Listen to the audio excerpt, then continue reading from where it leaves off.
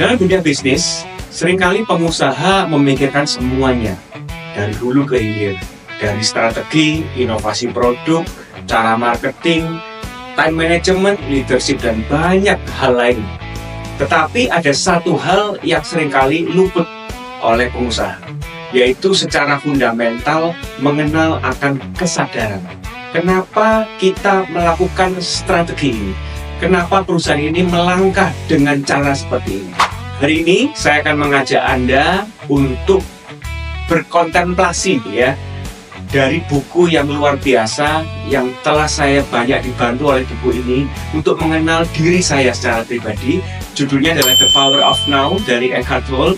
Ini buku yang sudah menjadi the best seller, lebih dari 15 juta kopi orang, dan dipakai sebagai buku referensi meditasi, yaitu buku yang bisa mengubah kita menjadi pribadi yang lebih baik.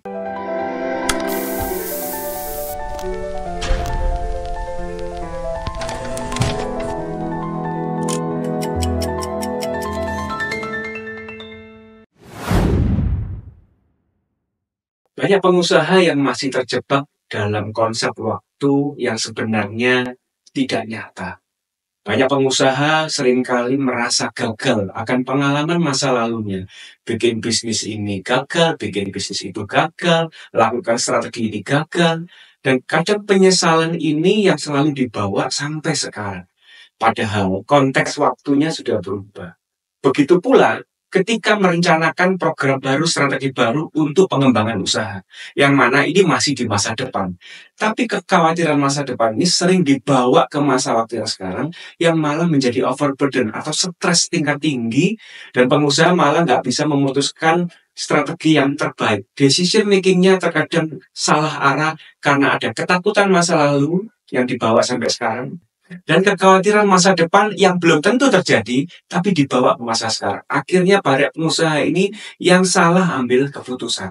Di buku ini menunjukkan bahwa banyak penderitaan batin mental kita ini yang sebetulnya tidak perlu kita rasakan. Dan itu membuat kita stres, beban bekerja yang kadang menumpuk, yang merasa bahwa kita semua itu buntu, nggak ada solusinya.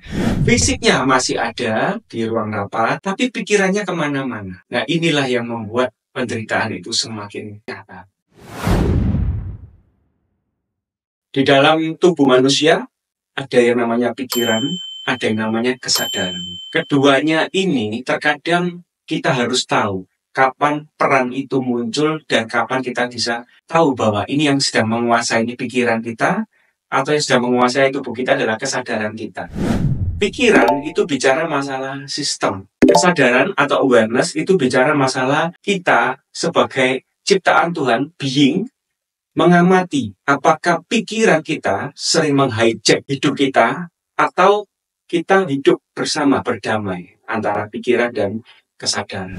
Pikiran ini adalah suatu kebiasaan, asumsi, kejadian-kejadian yang membuat kita ini bisa mengingat sesuatu. Sedemikian kadang membuat kita semangat, bahkan kadang membuat kita malah takut, kecewa, antusias. Ini pikiran. Buku ini mengajarkan bahwa kita harus memberikan jeda. Ketika ada masalah datang, kita tidak boleh langsung gegabah, menyikapi, mengambil keputusan. Kita harus memberikan waktu jeda, sedemikian kesadaran kita, awareness kita, yang lebih menguasai tubuh kita ketimbang pikiran itu sendiri. Ketika kesadaran lebih menguasai tubuh kita, maka kita tidak cenderung menjadi sosok yang emosional, yang mudah emosi. Tapi kita bisa menjadi sosok pengusaha yang lebih bijak dalam menyikapi sebuah keadaan. Kepemimpinan yang efektif tentunya lahir dari kesadaran, bukan kegelisahan. Semisal kita dulu pernah melakukan suatu kegiatan marketing dan gagal, belum tentu kegiatan yang sama kita lakukan tahun ini gagal lagi. Karena konteksnya sudah berubah. Tim yang membantu tahun-tahun lalu dengan tahun yang sekarang mungkin sudah komposisinya berubah. Jadi ketika kita ingin melangkah, lahirlah dari kesadaran. Bukan dari kegelisahan masa lalu yang dulu pernah gagal, terus kita akhirnya merasa bahwa ini nggak jalan lagi. Kesadaran bisa dilatih dalam keseharian. Semisal kita memimpin rapat, ya pastikan handphone kita silent. Kalau notifikasi masih bunyi, terkadang kita terbawa. Fisik kita ada di ruang rapat, tapi pikiran kita, waduh iya belum follow up ini, belum kerjakan tugas itu, karena ada bunyi HP notif masuk. Nah, itu kita latih. Kita silent HP kita supaya kita fokus, kita sadar sepenuhnya di ruang meeting, kita berhadapan dengan tim kita. Lupakan kegiatan-kegiatan yang mungkin belum selesai, karena itu kadang pikiran kita menguasai kesadaran kita. Atau mungkin ketika kita ditanya oleh karyawan kita, dalam situasi omset turun, kadang kita stres juga ya, gimana cara menghadapi.